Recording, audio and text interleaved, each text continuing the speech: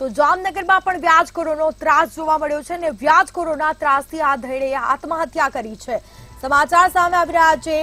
ખોજાવાડ વિસ્તારમાં આ ધૈર્યે આત્મહત્યા કરી। વ્યાજખોરોના ત્રાસથી જરી દવા પી અને પોતાનું જીવન ટૂંકાવ્યું છે।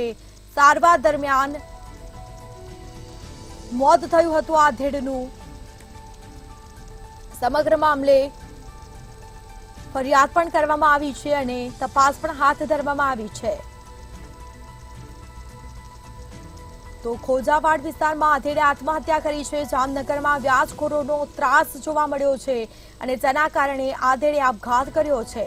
જ્યારે દવા ગટગટાવી અને મોતને વહાલું કર્યું। તો જામનગરમાં વ્યાજખોરોના ત્રાસથી આપઘાત કર્યો છે આધેડે। ખોજાવાડ વિસ્તારમાં આધેડે આત્મહત્યા કરી છે, પોતાનું જીવન ટૂંકાવ્યું છે। તો આધેડના મોતથી પરિવાર શોકમાં ગરકાવ થયો છે। ખોજાવાડ વિસ્તારની આ ઘટના સામે આવી છે। આધેડે આત્મહત્યા કરી છે, દવા ગટગટાવી અને આપઘાત કર્યો છે। જ્યારે દવા પી અને આપઘાત કર્યો છે, મોતને વહાલું કર્યું છે। તો વધુ વિગતો સાથે સંવાદદાતા સાગર સંઘાણી ફોનલાઈન પર જોડાઈ ગયા છે। જી, જામનગરમાં વ્યાજખોરોના ત્રાસથી આધેડે આત્મહત્યા કરી છે, શું છે સમગ્ર મામલો અને હાલ પોલીસ દ્વારા તપાસ કરવામાં આવી રહી છે કે કેમ?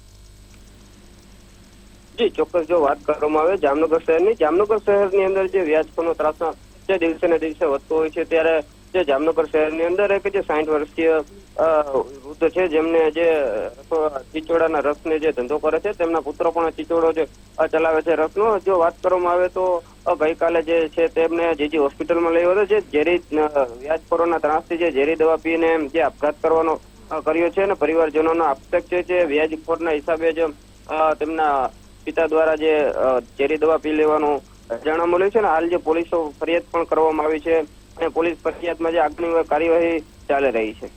જી બિલકુલથી તમામ જાણકારી આપવા બદલ આપનો આભાર। તો આ સાથે જામનગરમાં વ્યાજખોરોના ત્રાસથી આધેડે આપઘાત કર્યો છે, આત્મહત્યા કરી છે, ઝેરી દવા પી અને મોતને વહાલું કર્યું છે। સમગ્ર મામલે ગુનો પણ દાખલ કરવામાં આવ્યો છે, પોલીસે તપાસ પણ હાથ ધરી છે।